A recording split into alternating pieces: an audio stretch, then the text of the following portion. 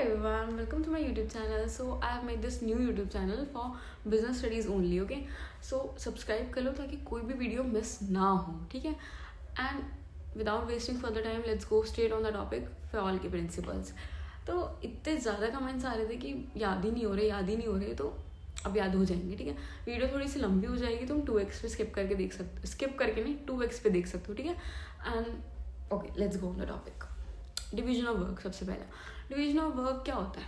आप काम क्यों डिवाइड करते हो? क्योंकि काम बहुत ज़्यादा है ना, एंड उसको आप डिवाइड कर देते हो स्मॉलर टास्क में कि छोटा हो जाएगा तो हर बंदा कर पाएगा. अब जब आप काम छोटा कर रहे हो, आपने मान लो स्वीपर का काम है, आपने झाड़ू लगाने के लिए किसी को कह दिया, पोछा लगाने को किसी को कह दिया, तो आप क्या कर रहे हो? आप झाड़ू लगाने वाले से तो झाड़ू लगवाओगे, पोछा लगवाने वाले से तो पोछा लगवाओगे. ये थोड़ी आप पोछा लगवाने वाले से झाड़ू लगवा रहे हो या झाड़ू लगवाने वाले से पोछा लगवा रहे हो. नो, है ना. आप स्पेशलाइज्ड एम्प्लॉय को ही कहोगे कि भाई तू ये काम कर, राइट.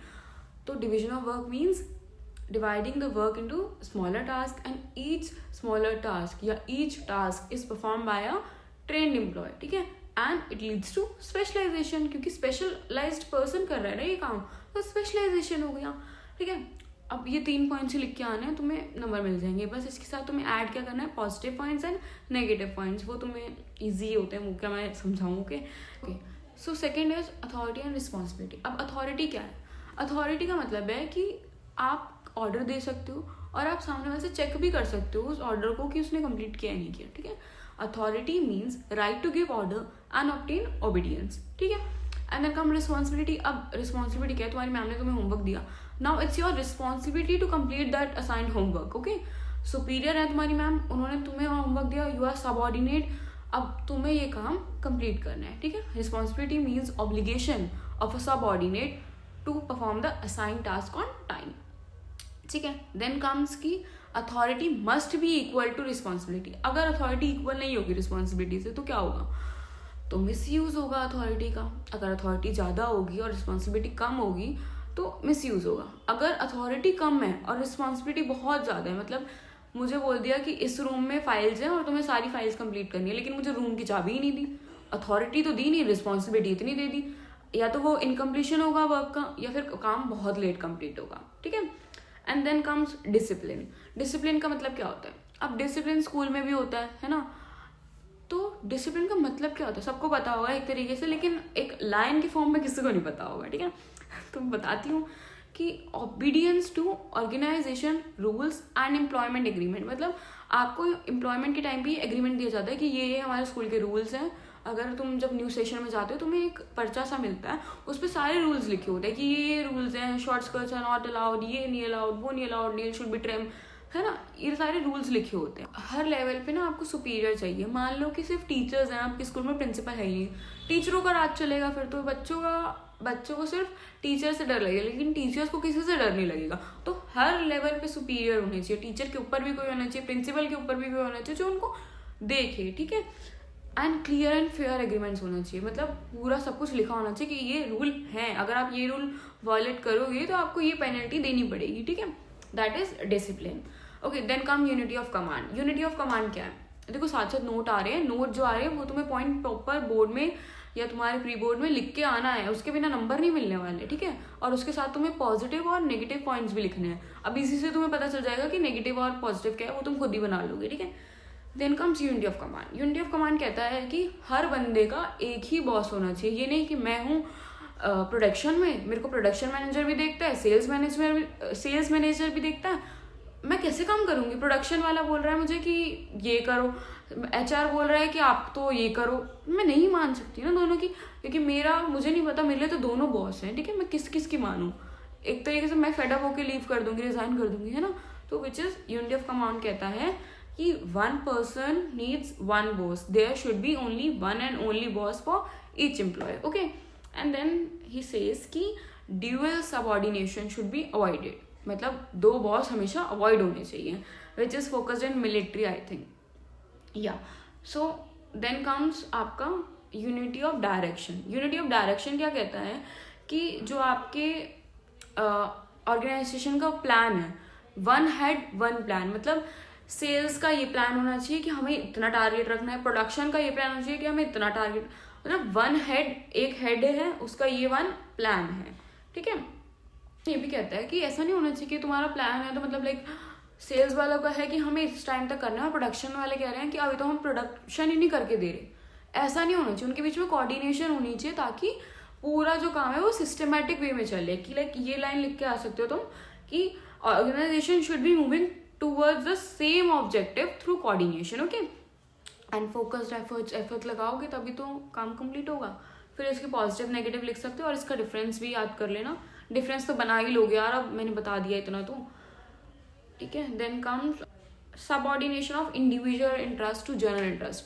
अब क्या होता है कि लाइक मैं ना बॉस हूँ कंपनी की, मैं सोचती हूँ सिर्फ मेरा ही फायदा हो, कंपनी तो जाए बाहर में, मेरा फायदा हो, मेरे पे पैसा आता रहा है, मैं कंपनी का लॉस दिखाती जा रही हूँ और खुद मेरे पैसे लेते जा रही हूँ, हड़पे जा रही हूँ, ठीक है। तो that is subordination of individual interest over general interest. The interest of organisation should be priority होना चाहिए कि मेरी ऑर्गेनाइजेशन बननी चाहिए। ये नहीं होना चाहिए कि मुझे ही सारा पैसा दो, कंपनी तो बाहर में जाए, no, okay. Over the interest of individual employee. अब ये तो मैं बॉस हूँ, मैं तब भी कर रही हूँ, बट जो वो होते हैं एम्प्लॉय होते हैं कभी कभार वो भी करते हैं कि भाई अपना देखते हैं, सेल्स का पूरा रिपोर्ट ही नहीं देते आगे, अपना कुछ पार्ट निकाल के दिखा देते कि हमने तो इतना ही सेल किया और प्रोडक्शन भी इतनी की हुई थी। That is wrong, okay. A manager should be ensure his exemplary behaviour. मतलब उसको देखना चाहिए कि मैं कुछ गलत तो नहीं कर रहा, अपने रिलेटिव्स वगैरह को उसको कुछ भी बेनिफिट नहीं देने चाहिए कि मैं तो काम कर रहा हूँ इसलिए तुम बेनिफिट ले लो, नहीं, नेवर एवर, ठीक है। Then comes remuneration of employ. अब आपने एक एम्प्लॉय को रिक्रूट किया, ठीक है, अब आप उसको फेयर पे नहीं कर रहे, भाई वो रिजाइन करके चला जाएगा, right. The overall pay and compensation should be fair to both, employ को भी फेयर होना चाहिए और ऑर्गेनाइजेशन को भी होना चाहिए। अब ये नहीं कि आपने उसको रखने के लिए अपनी ऑर्गेनाइजेशन का घाटा कर लिया, एक सीए को रखना था आपने कि बाद में देखी जाएगी ऑर्गेनाइजेशन की, तो पहले सीए रखना जरूरी है तो इसको जितने पैसे चाहिए उतने दे दो। नहीं, आपको हमेशा इंश्योर करना चाहिए कि आपकी ऑर्गेनाइजेशन भी सही चले और आपका एम्प्लॉय को भी आप सही पैसे दो, ठीक है। That is overall pay to both is fair. The employ should be paid fair wages which should be give them a reasonable standard of living. मतलब उसको सांस लेने खाने पीने की तो जरूरत पूरी हो, इतनी तो उसको सैलरी देनी चाहिए, ठीक है। At the same time within the capacity of organisation. अब कैपेसिटी भी होनी चाहिए ऑर्गेनाइजेशन की, जो मैंने अभी समझाया, ठीक है। And it should be just and equitable, ये जरूर लिख के आना, remuneration should be just and equitable, okay.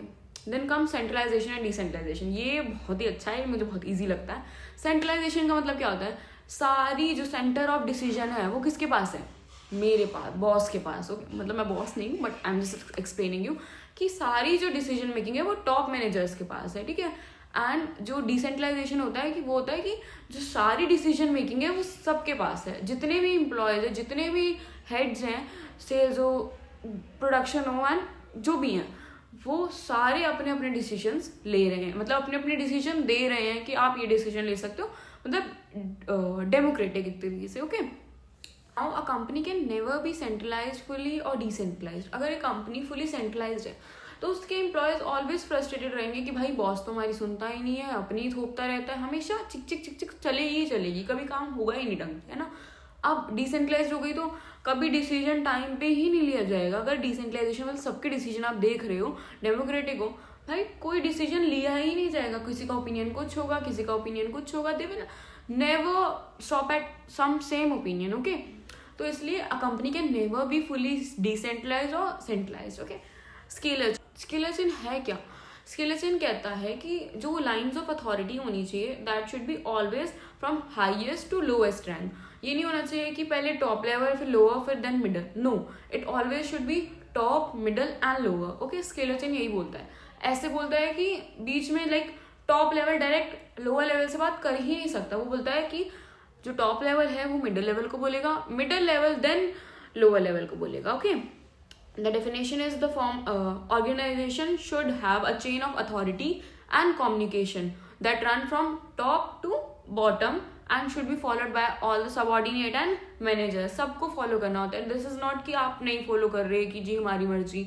The formal lines of authority run from highest to lowest rank, आप ये भी लिख सकते हो, is known as scalar chain, okay? अब इसमें क्या होता है, गैंग प्लान करके चीज़ होती है कि जो सेम लेवल के बंदे हैं, लाइक मैं भी सेल्स में हूँ, सामने वाला भी सेल्स में, they can talk, okay, this is gang plan, okay. फिर आता है आपका next is order. What is order?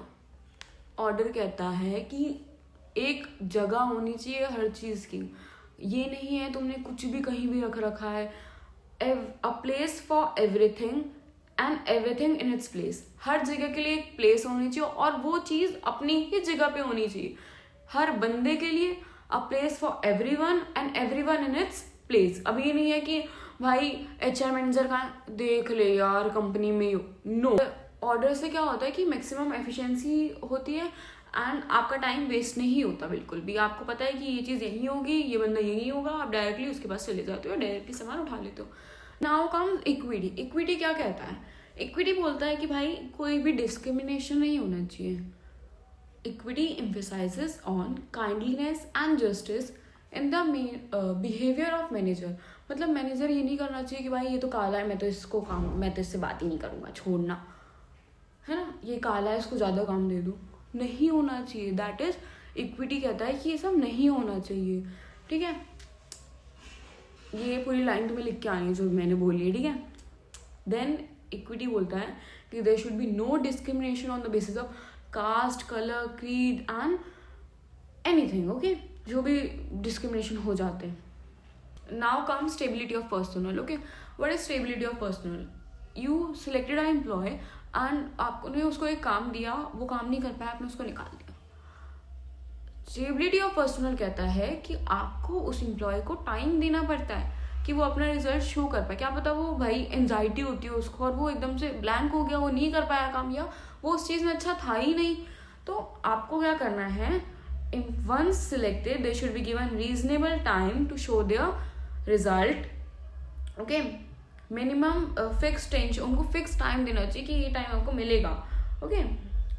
And employ turnover should be minimised. आप उनको एम्प्लॉय को बार बार जो बदल देते हो उसको मिनिमाइज करो, ठीक है, टू मेंटेन ऑर्गेनाइजेशनल एफिशिएंसी। अब आपने बार बार बदल दिया, अब सामने वाले को पता ही नहीं है आपका ऑर्गेनाइजेशन क्या चाहती है, क्या उसके लिए बेनिफिट कर रहा है, नहीं पता, उसको समझ ही नहीं आ रहा, क्योंकि क्या कर रहे हो आप, हर 2 दिन में तो एम्प्लॉय को बदल देते हो, क्या समझेगा वो बेचारा।